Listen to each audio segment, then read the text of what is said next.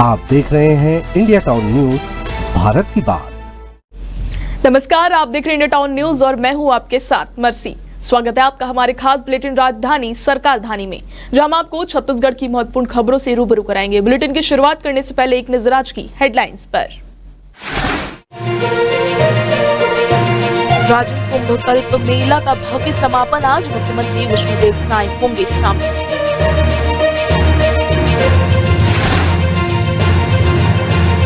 छत्तीसगढ़ को प्रकृति परीक्षण अभियान में मिला राष्ट्रीय सम्मान, मुख्यमंत्री साय ने दी बधाई।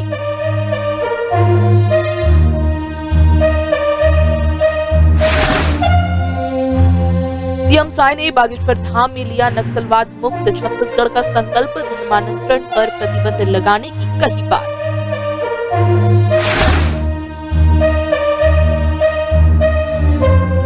सांसद ब्रजमोहन अग्रवाल का बड़ा बयान, कहा धर्मांतरण की वजह से प्रदेश में कानून व्यवस्था हो रही खराब।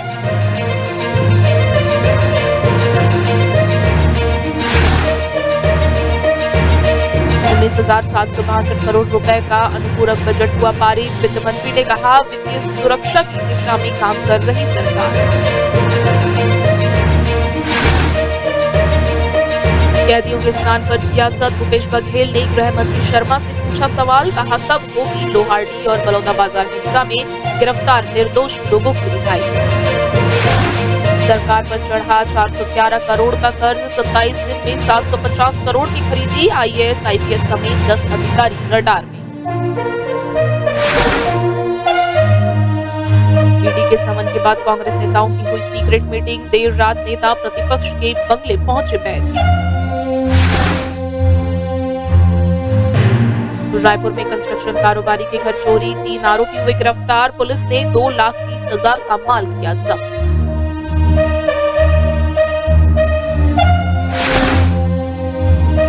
अवैध शराब से मौतों पर गरमाया सदन, गृह मंत्री ने कहा जांच जारी है, रिपोर्ट के आधार पर होगी कार्रवाई। अब खबरें विस्तार से। 12 फरवरी से माघ पूर्णिमा के दिन शुरू हुआ राजिम कुंभ कल्प मेला आज 26 फरवरी को महाशिवरात्रि के अवसर पर भव्य समापन की ओर बढ़ रहा है। इस ऐतिहासिक आयोजन में छत्तीसगढ़ के मुख्यमंत्री विष्णुदेव साय मुख्य अतिथि के रूप में शामिल होंगे। सीएम साय के साथ उप मुख्यमंत्री अरुण साव, कैबिनेट मंत्री विजय शर्मा, सांसद, विधायक और अन्य जनप्रतिनिधि भी उपस्थित रहेंगे। इस अवसर पर देश भर से महामंडलेश्वर, साधु संत और धर्मगुरु भी इस भव्य आयोजन में शामिल होकर अपनी उपस्थिति से इसे और भी गौरवमयी बनाएंगे।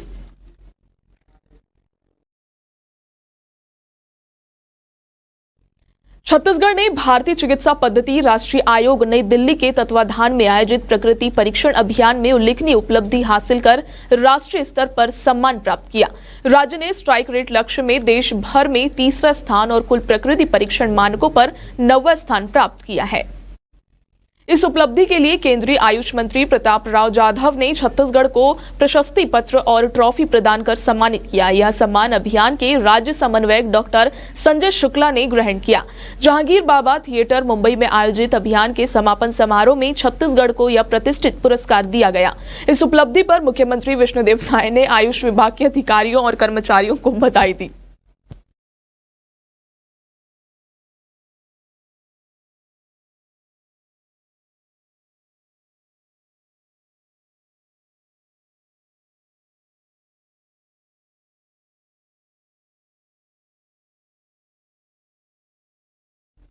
छत्तीसगढ़ के मुख्यमंत्री विष्णुदेव साय बागेश्वर धाम पहुंचे, जहां उन्होंने बालाजी मंदिर में पूजा अर्चना कर प्रदेशवासियों की सुख शांति की कामना की। साथ ही पीठाधीश धीरेन्द्र शास्त्री को बागेश्वर धाम में बनने वाले कैंसर हॉस्पिटल के लिए शुभकामनाएं देते हुए इसे अत्यंत महत्वपूर्ण बताया। सीएम ने इस दौरान छत्तीसगढ़ में नक्सलवाद मुक्त छत्तीसगढ़ का संकल्प लिया और धर्मांतरण पर प्रतिबंध लगाने की बात कही। मुख्यमंत्री साय ने कहा कि छत्तीसगढ़ के धार्मिक और सांस्कृतिक संतुलन को बनाए रखने के लिए सरकार धर्मांतरण रोकथाम और घर वापसी अभियान को भी प्रोत्साहित कर रही है। मुख्यमंत्री साय ने स्वर्गीय दिलीप सिंह जुवेद के योगदान को याद करते हुए कहा कि धर्मांतरण के विरुद्ध हमारी सरकार कठोर नीति अपनाएगी और समाज को उसकी मूल पहचान से जोड़ेगी।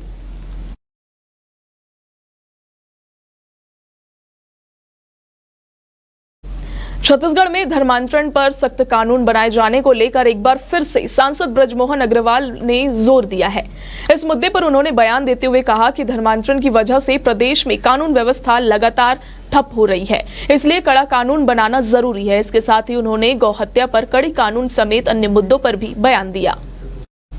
दरअसल सांसद ब्रजमोहन अग्रवाल दिल्ली दौरे से रायपुर लौटे। इस दौरान रायपुर एयरपोर्ट में उन्होंने मीडिया से बातचीत की। रायपुर सांसद ब्रजमोहन अग्रवाल ने राजीव भवन में प्रवर्तन निदेशालय यानी ईडी की दबिश दी और पूछताछ को लेकर कांग्रेस पर गंभीर आरोप लगाए। उन्होंने कहा कि कांग्रेस ने सत्ता में रहकर जिस तरह से सत्ता का दुरुपयोग किया और जनता के पैसों को पानी की तरह उड़ाया है, उनकी जांच चल रही है। जहां जहां जांच की जरूरत होगी वहां जांच एजेंसियां जांच करेगी।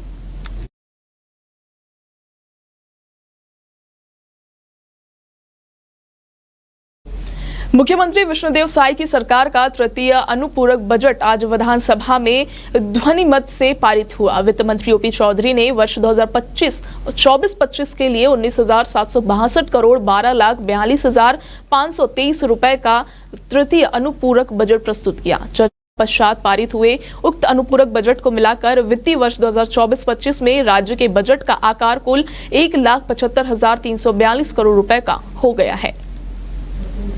इनमें मुख्य बजट के रूप में पारित 1,47,446 करोड़, प्रथम अनुपूरक बजट में 7,329 करोड़ रुपए, द्वितीय अनुपूरक बजट में 805 करोड़ 71,74,286 रुपए और तृतीय अनुपूरक बजट में 19,762 करोड़ 12,42,523 रुपए शामिल है। वित्त मंत्री ओपी चौधरी ने तृतीय अनुपूरक बजट पर हुई चर्चा का जवाब देते हुए कहा कि छत्तीसगढ़ की जनता प्रधानमंत्री नरेंद्र मोदी की गारंटी पर भरोसा करती है।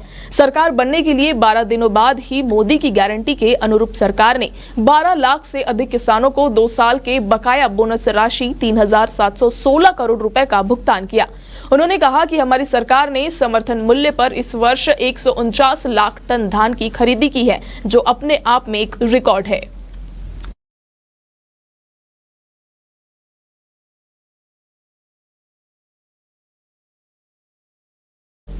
वक्त हो चुका है एक छोटे से ब्रेक का। खबरें और भी है, बने रहिए इंडिया टाउन न्यूज के साथ।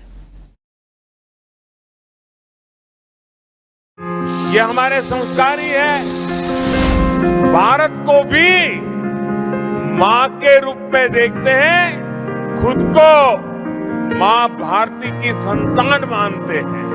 महिला सशक्तिकरण और महिलाओं पर होने वाले अपराधों पर लगाम लगाने शासन प्रशासन के साथ ही इंडिया टाउन न्यूज की मुहिम अगर किसी भी महिला और लड़कियों के साथ किसी भी तरह के अपराध, ब्लैकमेलिंग, धमकी, दबाव बनाने की कोशिश, अनैतिक कार्य करने की मंशा या छेड़छाड़ आदि होती है या अपराध होने की सूचना मिलती है तो आप सभी बिना खौफ के अभिव्यक्ति ऐप पर अपनी शिकायत करें। साथ ही ब्रेक के बाद आप सभी का स्वागत है। बढ़ते हैं अगली खबरों की ओर। छत्तीसगढ़ के जेलों में बंद कैदियों को गंगाजल से स्नान कराया गया। प्रदेश की सभी जेलों में कैदियों के स्नान की व्यवस्था की गई थी। अब इसे लेकर सियासत भी शुरू हो चुकी है। कैदियों के स्नान को लेकर पूर्व मुख्यमंत्री भूपेश बघेल ने कहा कि गृह मंत्री कैदियों को गंगाजल से स्नान करा रहे हैं तो अच्छी बात है, लेकिन स्नान हो गया तो फिर उन निर्दोष कैदियों को भी रिहा कर दो जिन्होंने छोड़े वादे किए थे। उन्होंने लोहारडी और बलौदाबाजार हिंसा में गिरफ्तार लोगों को छोड़ने की बात कही थी। कितनों को छोड़ा गया, गृह मंत्री को जवाब देना चाहिए।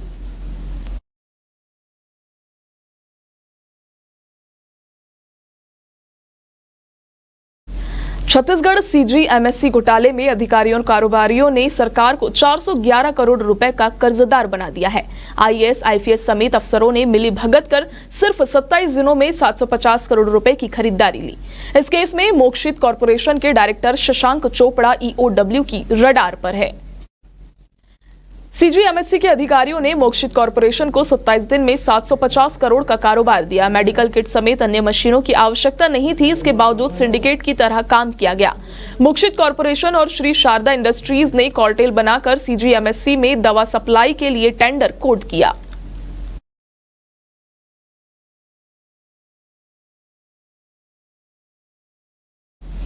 ईडी का समन मिलने के बाद रायपुर में नेता प्रतिपक्ष चरणदास महंत के बंगले में कांग्रेस नेताओं की एक सीक्रेट मीटिंग हुई। इस बैठक में प्रदेश कांग्रेस अध्यक्ष दीपक बैज, सीनियर एडवोकेट फैजल रिजवी, पूर्व मंत्री मोहम्मद अकबर, शिव डहरिया, उमेश पटेल, धर्मेंद्र साहू समेत कई अन्य वरिष्ठ नेता शामिल हुए। बैठक का मुख्य एजेंडा प्रवर्तन निदेशालय द्वारा भेजे गए समन पर चर्चा करना था। इसमें यह तय किया गया कि ईडी के समन के जवाब में सभी सवालों का जवाब दिया जाएगा, लेकिन इसके लिए और समय मांगा जाएगा। इस बैठक में वकील फैजल रिजवी की उपस्थिति पर यह दिखाती है कि कांग्रेस कानूनी दृष्टिकोण से अपनी स्थिति को मजबूती से रखने की योजना बना रही है।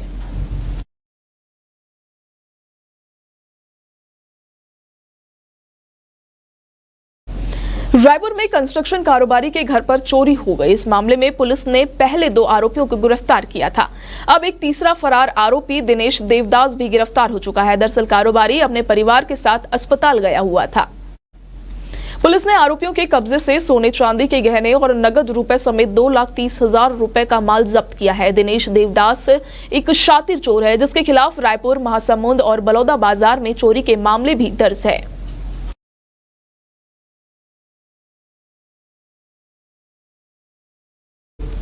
बिलासपुर जिले के ग्राम लोफंदी में 6 ग्रामीणों की संदिग्ध मौत का मामला विधानसभा में उठा। नेता प्रतिपक्ष डॉक्टर चरणदास महंत ने शून्यकाल में इस मुद्दे को जोरदार से उठाते हुए आरोप लगाया कि इन मौतों की वजह शराब का सेवन है, लेकिन सरकार अब तक स्पष्ट जवाब नहीं दे रही। उन्होंने स्थगन प्रस्ताव लाकर इस गंभीर विषय पर चर्चा की मांग की और कहा कि घटना के बाद गांव में भय का माहौल बना हुआ है। गृह मंत्री विजय शर्मा ने नेता प्रतिपक्ष के आरोपों का खंडन करते हुए कहा कि लोफंदी में ग्रामीणों की मौत का कारण शराब नहीं है। उन्होंने बताया कि सभी मृतकों का पोस्टमार्टम कराया गया है और रिपोर्ट के अनुसार मृतकों में से कुंभज लहरे की मौत लो बीपी और अन्य बीमारियों के कारण हुई। वह मानसिक रूप से भी अस्वस्थ थे। अब तक की जांच में शराब से मौत की कोई पुष्टि नहीं हुई है।